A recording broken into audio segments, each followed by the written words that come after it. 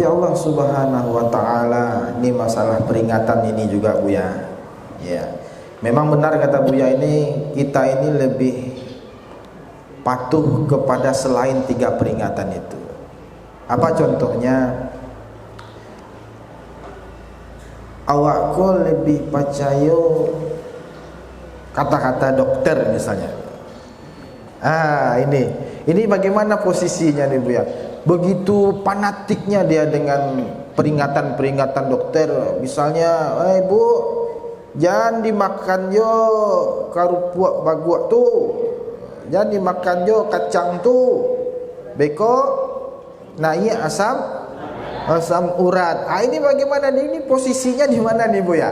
Apakah masuk di nomor 3 juga nih Bu ya kalau peringatan-peringatan dokter nih? Karena kalau dilihat-lihat memang ini bermanfaat Bu ya. Bermanfaat. Bagaimana ini Bu ya? Fazakir in nafa'ati dzikra. Ayat berikutnya, sayadzakaru may yakhsha wa yatajannabu hal asqal ladzi yaslad narul kubra. Bagaimana kaitannya dengan peringatan-peringatan yang disampaikan oleh orang yang punya otoritas di bidangnya? Nah, dokter itu dia punya otoritas. Para ahli di bidang pesawat dia punya otoritas. Para ahli di bidang ilmu fisika, kimia dia punya otoritas. Para ahli di bidang agama dia punya otoritas. Para ahli dalam bidang hukum dalam melakukan penyidikan dan penyelidikan dia punya otoritas. Nah, sudah ada kaplengnya, sudah ada domainnya, sudah ada peruntukan. Nah, dokter dalam kajian ini dia termasuk dalam kategori ulama karena dia punya otoritas di bidangnya. Ini jangan dimakan. Ini membahayakan terhadap usus bapak atau ibu. Ini jangan dilakukan karena ini akan membahayakan kepada asam urat atau lambung. Ini jangan dilakukan, ini akan mengganggu sel-sel saraf otak bapak atau ibu. Maka dia terletak pada posisi sebagai al-ulama. Itu makanya jangan dipahami ulama itu hanya orang yang mendalami ilmu agama saja. Yang ulama itu adalah orang yang mendalami bidang ilmu. Sebut COVID-19. Ibu-ibu bapak yang hadir ini punya kemampuan tak dalam hal bagaimana serangan COVID-19 itu? Ada punya kemampuan tak? Punya ilmu tak? Punya kepandaian tak? Dia punya laboratorium, dia punya uji coba, dia punya praktek, dan dia melakukan try and error, melakukan penelitian bukan 2-3 hari, dari masa ke masa, dari waktu ke waktu, dari zaman ke zaman, dari pengalaman para dokter sebelumnya dengan pengalaman dokter sekarang. Ternyata Allah itu luar biasa. Pada zaman itu obatnya yang pas, sembuh orang. Kenapa? Karena orang pada zaman itu patuh, tak keluar malam, tak makan ini, tak makan itu. Sekarang dengan adanya makanan yang instan, yang kimia, bertambah juga keilmuan kedokteran. Wah, kalau itu pada zaman itu cukup dengan pucuk ubi saja orang sunatan. Selesai. Tak sakit. Kenapa? Di pucuk ubi itu ada antibiotik. Ya. Sekarang orang sudah makan ini, makan itu, cukupkah dengan pucuk ubi saja? Tak bisa lagi. Bahkan memilin-milin baru orang makan pucuk ubi. Tak cocok orang makan pucuk ubi. Bapak Ibu hadirin yang hormati, oleh karena itu fatwanya dokter, ilmunya para orang-orang tertentu, dia masuk inna fa'ati zikra, yang punya otoritas di bidangnya. Nah, oleh karena itu jika kita tidak punya otoritas di bidang yang disebutkan tadi, maka sami'na wa ata'na ghufranaka rabbana wa ilaikal masir. Itulah sikap orang yang benar. Jangan kita bersikap, wah ini negara ini sebentar lagi akan melakukan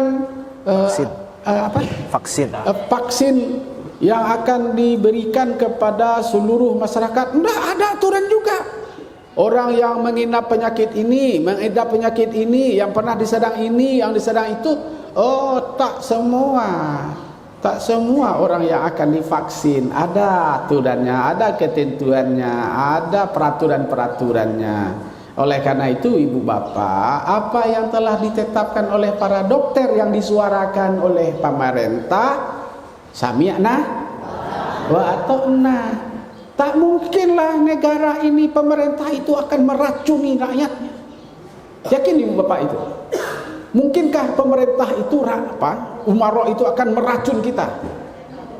Mungkin saja ya. Tapi mungkinkah yang sebanyak itu mereka bersepakat untuk meracuni umatnya? Saya yakin, saya menyerah sama Allah ya. Saya menyerah kepada Allah. Saya berkeyakinan, tidak yakin saya bahwa dia akan mencederai kita semua. Tentu kehadiran pemerintah tugasnya memberikan kesejahteraan, keamanan kepada masyarakat. Oleh karena itu apa sikap kita? Sami'na wa ata'na. Barangkali itu Ustaz Zaki. Baik, Bapak Ibu yang dirahmati Allah Subhanahu wa taala, berarti sama halnya ketika bapak-bapak dari Polri, polisi menyuruh kita memakai helm, memakai sabuk, itu adalah peringatan-peringatan yang membawa manfaat. Karena mereka termasuk orang yang punya otoritas. Dan jawaban dari guru kita adalah sami'na wa ata'na ghufranaka rabbana wa ilaikal masir. Bagaimana lanjutan ayat selanjutnya nih Bu ya? Baik, Bapak Ibu hadirin. May yakhsha wa yatajannabuhal asqal ladzi yaslan narul kubra. Baik, kita lanjutkan ayat berikut ini. Fadzakir in nafa'atiz dzikra sayadzakkaru may yakhsha. Siapa yang takut terhadap peringatan itu? Orang-orang yang beriman. Siapa yang tidak takut dengan peringatan-peringatan itu? Orang tidak beriman. Jawabnya jelas. Orang-orang yang beriman, dari kata amana, yu'minu, juga dari akar kata aman. Orang beriman itu orang apa ibu? Orang yang aman. Orang yang merasa dirinya nyaman. Dia yakin dengan cara yang seperti itu, dia aman, dia nyaman. Amanu, aman. Apa amanu itu? Dari akar katanya saja kita sudah bisa menangkap bahwa orang yang beriman itu orang yang ingin mencari keamanan, orang yang ingin mencari ketenangan, orang yang ingin mencari kedamaian. Orang yang ingin mencari kedamaian, kenyamanan, ketenangan itu kalau dia diberi peringatan, dia terima. Bagaimana dengan orang-orang yang tidak beriman?